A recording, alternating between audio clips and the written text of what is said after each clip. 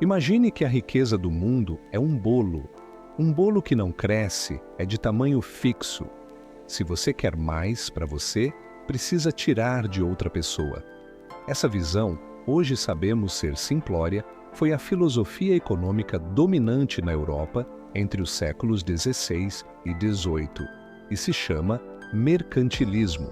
Ela não foi apenas uma ideia, foi a lei suprema que forjou impérios, motivou a colonização da América e, inevitavelmente, pavimentou o caminho para a Revolução Industrial e a independência de nações. Para entender a história do Brasil, de Portugal e de todas as grandes potências da era moderna, precisamos entender o mercantilismo. O princípio central dessa doutrina é o bulionismo, a crença de que a riqueza e o poder de uma nação são medidos pela quantidade de metais preciosos, ouro e prata, que ela possui em seus cofres. Para um rei, ter um tesouro cheio significava poderio militar, capacidade de financiar guerras e, claro, ostentação. O objetivo de todo o Estado, portanto, era acumular o máximo de ouro possível. A lógica era um jogo de soma zero. Um país só ficaria mais rico se outro ficasse mais pobre. Como se alcançava esse objetivo? Através de uma obsessão nacional chamada balança comercial favorável. O lema era simples: exportar sempre mais do que se importa. Quando você vende, o dinheiro, ouro, entra. Quando você compra, o dinheiro, ouro, sai. A política de Estado era garantir que as flechas de ouro estivessem sempre apontando para dentro do país. Para isso, o mercantilismo exigia uma forte e pesada intervenção do Estado na economia, sendo o oposto do que hoje chamamos de liberalismo. O governo era um árbitro e um guardião da riqueza. Essa intervenção se dava em pelo menos 3 pilares cruciais. O primeiro pilar era o protecionismo. Os governos impunham tarifas alfandegárias altíssimas sobre qualquer produto importado, tornando-o caro demais para o consumidor local.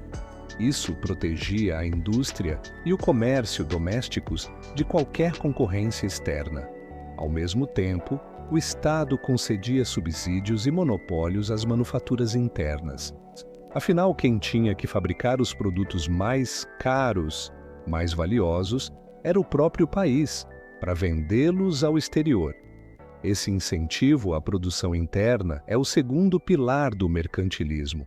Mas o terceiro e mais destrutivo pilar dessa doutrina foi a exploração colonial, que se manifestou no chamado Pacto Colonial.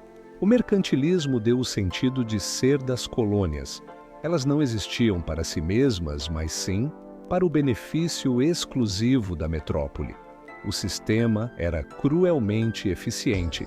A colônia deveria fornecer matérias-primas e produtos tropicais a preços baixíssimos para a metrópole e, em troca, ela era obrigada a comprar todos os produtos manufaturados e de luxo a preços altíssimos, exclusivamente da metrópole.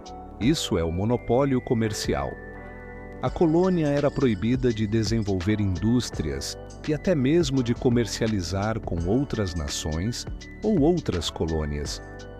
Toda a riqueza gerada na colônia, fosse o açúcar do Nordeste, o ouro de Minas Gerais ou o tabaco da Bahia, era drenada para Portugal.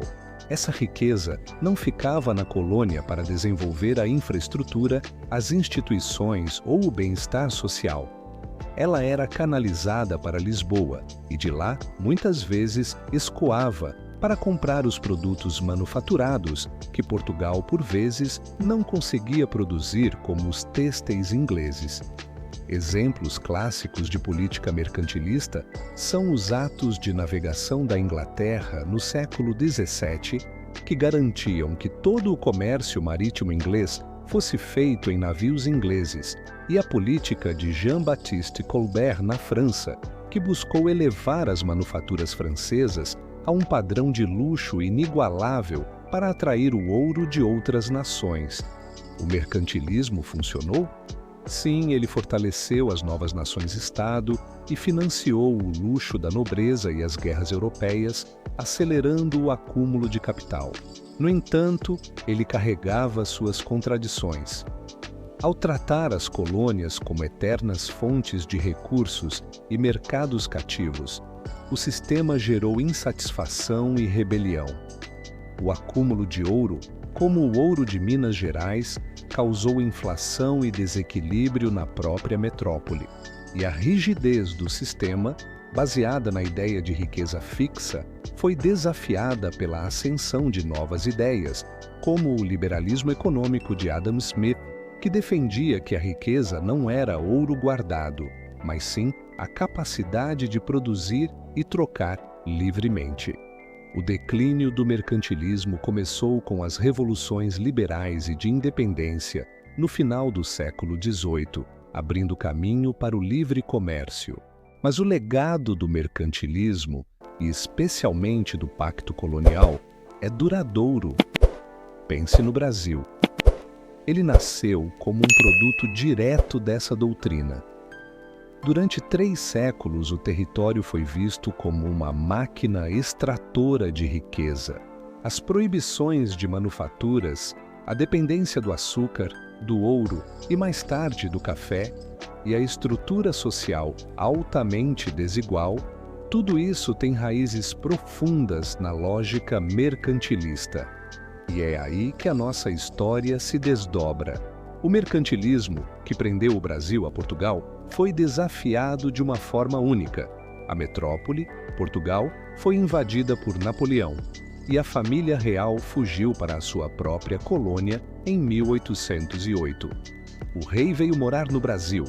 Este evento extraordinário não só aboliu o pacto colonial da noite para o dia, como iniciou um processo irreversível de autonomia que culminaria na nossa independência e no surgimento de uma das monarquias mais singulares da América Latina, o Brasil imperial. Mas o que acontece quando o rei de uma metrópole mercantilista se torna o rei de sua própria colônia? A vinda da família real para o Rio de Janeiro em 1808 foi um terremoto político, social e, claro, econômico. Ela encerrou o mercantilismo no Brasil e abriu um novo e complexo capítulo. No nosso próximo vídeo, vamos detalhar como o príncipe regente Dom João transformou o Rio em capital de um império na vida de quem as venera. Em vez de uma revolução, foi uma evolução liderada pelo próprio herdeiro da coroa. Fique ligado para o nosso mergulho na história do Brasil imperial.